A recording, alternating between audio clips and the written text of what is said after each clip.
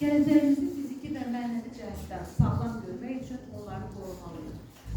Bəs uşaqları necə qoruyaq? Uşaqlar özlərini qoruya bilir. Uşaqlara həyat qabiliyyətli olmağı öyrətmək lazımdır. Uşaqlara potensial təhlükənin necə və nə olduğunu öyrətmək lazımdır. Uşaqlara xeyirxah olmaq, nəzakəti öyrətmək, xeyirxahlıq və dözümlülük tərbiyə etmək lazımdır.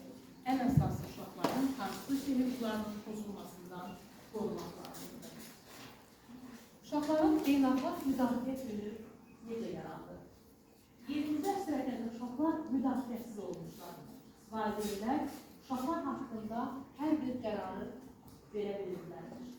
Bir çox ölkələrdə uşaqlar üçün hətta ölüm hökmü verilmiş. 18-ci əsrdə kiçik uşaqlar 12 saat mədənlərdə işləməyə məcbur edilmiş. 1949-cu ildə Parisdə Qadınlar Kongresi uşaqların müdafiəsi məsələsini qaldırdı və 1950-ci il iyun 7-də ilk dəfə olaraq uşaqların müdafiəsi günü adlı bayram keçirildi.